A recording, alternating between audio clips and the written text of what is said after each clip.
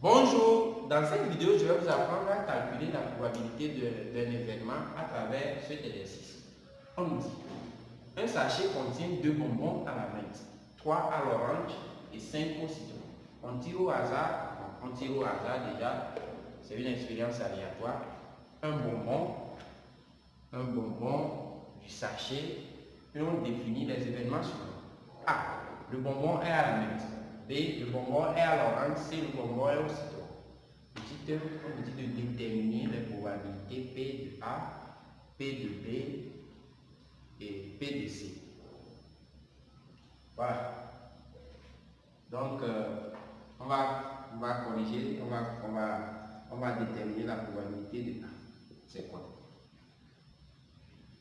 Je vous donne cette définition-là. La probabilité d'un événement, comment on recalcule? C'est quoi? C'est une proportion de chance. Au fait, la définition, c'est sous forme d'une fraction. C'est le nombre d'issues qui réalisent l'événement. Puisque notre événement est A ici, qui réalise l'événement A, sur le nombre total d'issues possibles. Donc, si je prends mon expérience aléatoire, quel est le nombre d'issues total ou bien le nombre d'issues qui réalise l'événement A? L'événement A même, c'est quoi? On s'intéresse à le bonbon tiré est à la menthe. Donc on se demande combien de bonbons qu'on peut tirer pour réaliser l'événement A. Donc il y a 2 bonbons à la menthe. Donc si on tire l'un des 2 bonbons là, on réalise l'événement A. Donc la probabilité de A, combien d'éléments ou bien combien d'issues réalisent l'événement A, c'est 2 issues. Il y a 2 bonbons à la menthe. Donc c'est 2. Combien? Quel est le nombre total d'issues? Le nombre total d'issues, c'est combien? Il y a combien de bonbons en tout? Il y a 2, 5, 5. Donc ça fait 10 bonbons. Ça fait 10. Donc ça fait 2 dixièmes. Donc P de A, c'est égal à 2 dixièmes. C'est 2 issues, c'est deux résultats qui réalisent l'événement A sur le nombre total d'issues. Donc ça fait 2 dixièmes. P de B, la probabilité de l'événement B.